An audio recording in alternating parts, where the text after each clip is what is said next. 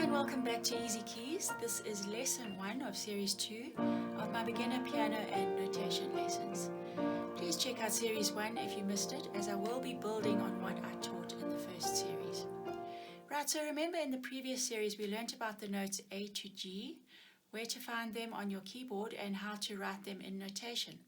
So let's recap and play A, B and middle C with your left hand. And then D, E, F and G with your right hand. These are the notes on which music and music notation are based. Today I want to show you how these 7 notes are repeated over and over on your keyboard. So if we look at the note A in your left hand, do you see that it lies just to the right of the black key in the middle of the set of 3? So there's your set of 3. The one just to the right is A.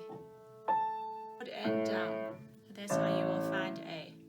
Just look for that black note in the middle and it's the one to the right.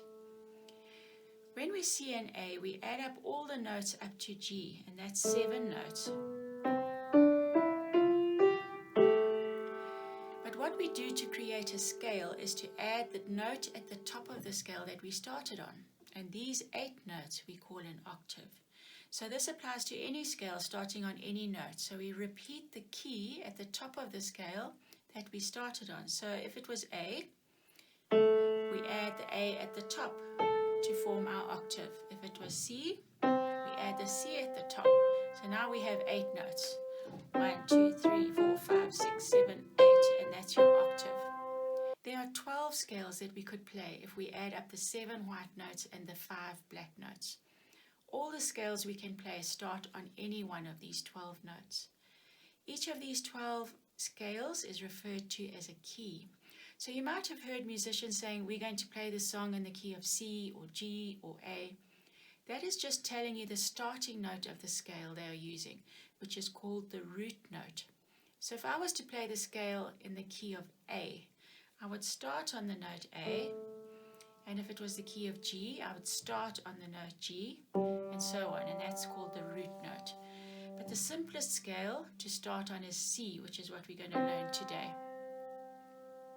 Before we get to writing out the scale and playing it, there's one more aspect of a scale I'd like to show you. You may have heard the terms major and minor in music. These are the names given to different types of scales and chords in music. We're not going to learn all the types of minor scales there are.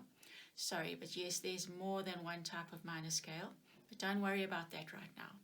So we've learned that a scale is a series of 8 notes, and if we start on middle C and we play 8 notes with our right hand, this is the C scale, and we call it the major scale. It sounds bright and happy. A minor scale sounds sad, and we need to add in some of the black notes to get that sad sound. But today we're learning the C major scale, so we're going to only be playing the white notes, which is why it is the simplest scale or key. The C major scale sounds like this.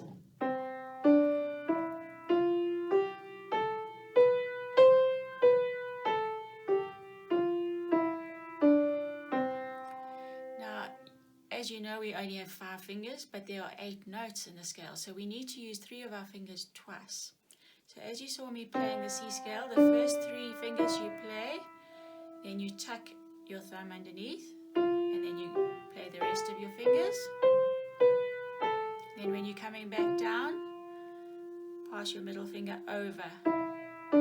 Let me show you again. Tuck under.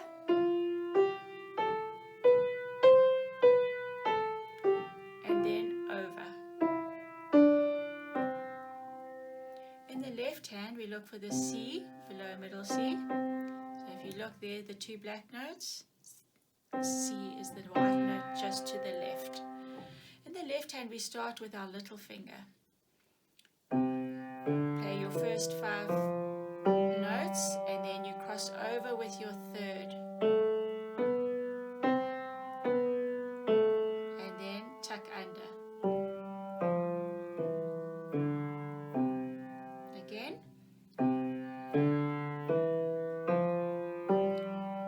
Middle finger comes over.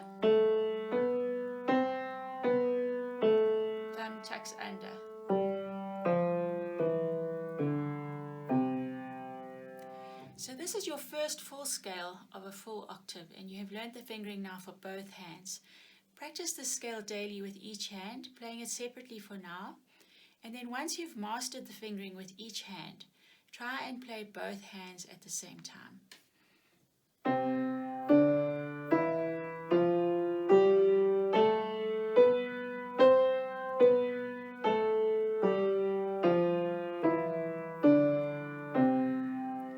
If you can't manage them together in the beginning, don't stress. It will come with time and practice.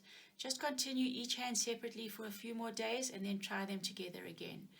Eventually, you won't even have to think about what each hand is doing, I promise, even though that seems far away right now. But we need to start teaching your hands to do different things at the same time so that we can get onto the exciting stuff and play some songs. Now that we know where to find all the key names on the piano, I want to show you how to work out where they all sit on the stave. Okay, so if we look at the treble stave, an easy way to remember the names of the notes on the lines is to use an anagram, which is E, G, B, D, and F. And so what you could say, just to remember the rhyme, is every good boy deserves Fanta as you're going up. So this is an E,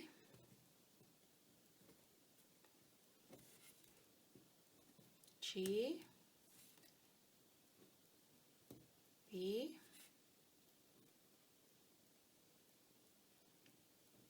that's a D, and lastly your F.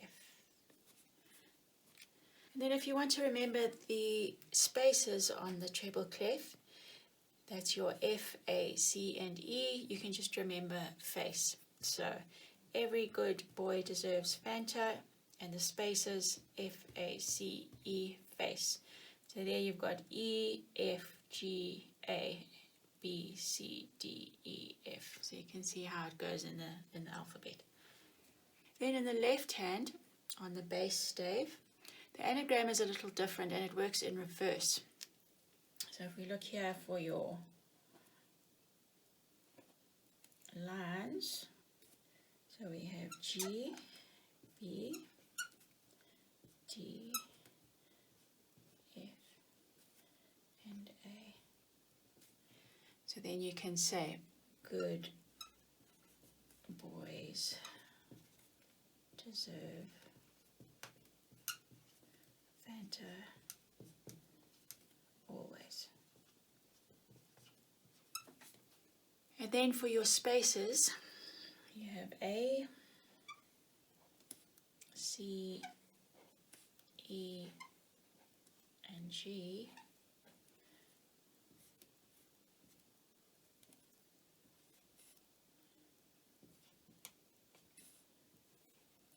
I always just remember it as ace and then a G at the end. So I want to show you specifically where G is written in the bass clef so that I can add some exercises in the link at the end of this video, which will include this note. So if you look here, there's your G, which is in the first space. So that's your G semi-breve. That would be a G minim. Coloured in, remember, as a crotchet.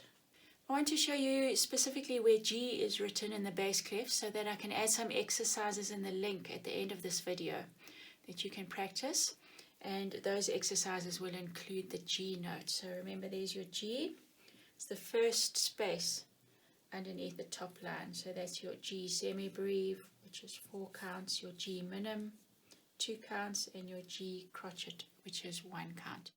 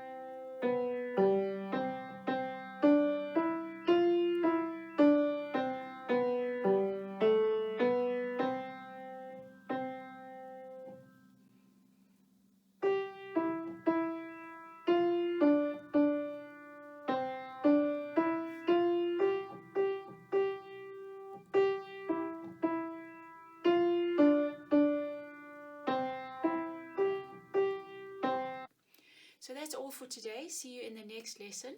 And you guessed it, don't forget to practice. Please don't forget to like and subscribe and leave your comments down below.